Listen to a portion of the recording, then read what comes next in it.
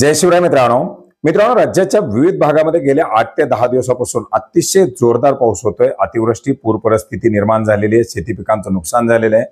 पूर्वी झालेल्या पावसामुळे शेती पिकांचे पंचनामे होत असतानाच याच्यामध्ये आणखी नवीन काही भागामध्ये किंवा ज्या भागामध्ये ऑलरेडी नुकसान झालेलं होतं त्या भागामध्ये सुद्धा आणखी नुकसान झालेलं आहे। हे नुकसान होत असताना शेतकऱ्यांना पडलेला प्रश्न आहे की आता या झालेल्या नुकसानीसाठी नुकसान भरपाई कशी मिळवायची, पीक विमा जर काढलेला असेल तर पीक विम्याचा क्लेम कसा करायचा, या दोन्ही बाबी आज समजून घेण्याचा प्रयत्न करणार आहोत। मित्रांनो, याच्यातील सर्वात पहिली बाब म्हणजे अतिवृष्टीची नुकसान भरपाई।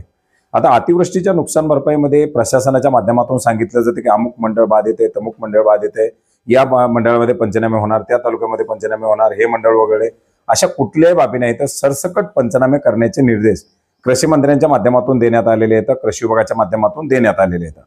जर समजा आपल्या भागामध्ये जर अशा प्रकारे प्रशासन आपल्याला दाद देत नसेल तर आपण आपल्या शेतामध्ये जे काही झालेलं नुकसान आहे त्या नुकसानाचे नोट कॅमच्या माध्यमातून किंवा इतर जिओ टॅगिंगची जे काही ऍप्लिकेशन असतील, जसे जीपीएस कॅमेरा वगैरे असतील, त्याच्या माध्यमातून आपल्या नुकसानीचे फोटो काढून घ्या। ते फोटो तलाठी कृषी सहाय्यकांना व्हॉट्सअपच्या माध्यमातून पाठवण्याचा प्रयत्न करा। आपल्या गावातील आपले सरकार सेवा केंद्र किंवा इतर माध्यमातून जर काही डाटा गोळा करत असतील, नुकसानीचे पंचनामेचे फॉर्म भरत असतील ते भरून देण्याचा प्रयत्न करा। आणि जर आपलं मंडळ बाधित नाही, पंचनामे करण्यासाठी सांगितलं नाही असं जर सांगत असतील तर ते फोटो आपल्याकडे पुराव्यासाठी ठेवून घ्या। कृषी विभागाला याच्या संदर्भातील आपण रीतसर तक्रारी वगैरे देऊ शकता। याच्यासाठी जर काही जास्त शेतकरी बाधित असतील तर शेतकरी एकत्र होऊन सुद्धा आपल्या तालुका कृषी अधिकाऱ्यांकडे किंवा तहसील कार्यालयाला संपर्क साधून सुद्धा आपले हे डेटा देऊ शकता। मित्रांनो, याच्यामध्ये कुठलेही महसूल मंडळ वगळून पंचनामे करावेत अशा प्रकारचे आदेश नाही।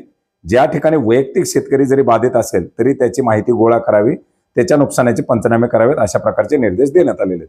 आता मग शेतकऱ्याला पुढचा पडलेला प्रश्न आहे, मग पीक विमा काढला, क्लेम नेमका कसा करायचा? कारण व्हॉट्सअपच्या माध्यमातून बरेच ते 11447 ला कॉल करा, क्रॉप इन्शुरन्सचे ऍप्लिकेशन घ्या, हे करा, ते करा वगैरे वगैरे सांगितलं जाते।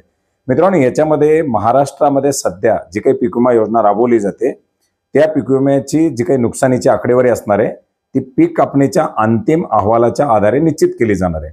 त्याच्यामुळे वैयक्तिक शेतकऱ्यांचे जरी दावे दाखल झाले, समजा तुम्ही आता पीक विमा कंपनीकडे कॉल केला, पीक विमा कंपनीला मेल केला, त्याच्या संदर्भातील तुमचे काही फोटो, त्याच्या संदर्भातील काही माहिती पुरवली तरी तुमचा हा दावा दाखल झालेला आहे, परंतु या दाव्याच्या आधारे तुम्हाला नुकसान भरपाई निश्चित केली जाणार नाही। त्यामुळे तुम्ही 11447 ला कॉल केला तरी महाराष्ट्रामध्ये हा कव्हर नाहीये असं तुम्हाला सांगितलं जाईल। आणि जर तुम्ही इतर माध्यमातून जरी क्लेम केला तरी तुमचा हा क्लेम फक्त तुमच्या नुकसानीची माहिती असणार आहे ती तुम्ही करू शकता, परंतु याच्या माध्यमातून जी काही नुकसान भरपाई दिली जाईल ती तुम्हाला अंतिम पीक कापणीचे जे अंतिम अहवाल येतील, जे अहवाल कृषी विभागाच्या माध्यमातून, महसूल विभागाच्या माध्यमातून पीक विमा कंपनीच्या प्रतिनिधीच्या उपस्थितीमध्ये केले जातील, त्याचे पीक कापणीचे प्रयोग केले जातील आणि त्याच्या नंतर हे अहवाल सादर केले जातील आणि त्यानुसार ती नुकसान भरपाई निश्चित केली जाणार आहे। त्यामुळे तुम्ही आता या नुकसान झालेल्या परिस्थितीमध्ये क्लेम करण्याच्या पाठीमागे लागू नका, परंतु जे नुकसान झालेले त्याचे जे काही जिओ टॅगिंग नुसार एव्हिडन्स असतील ते मात्र आपल्याकडे निश्चित घेण्याचा प्रयत्न करा, जेणेकरून तुम्हाला पुढे जर काही याचे रेफरन्स लागले तर नक्कीच ते तुम्हाला उपयोगी पडतील।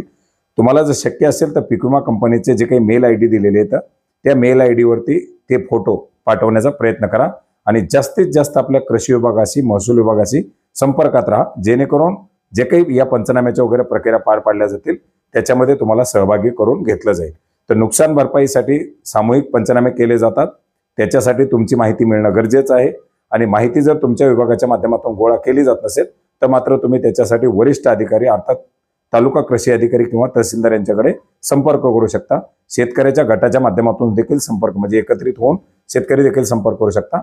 आणि पीक विमा क्लेम हा एक तुमच्यासाठी आता ऐच्छिक आहे, त्याच्या माध्यमातून तुम्ही शक्य असेल तर क्लेम करा आणि शक्य नसेल तर त्या भानगडीमध्ये पडू नका।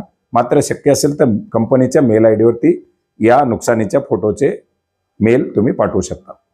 धन्यवाद।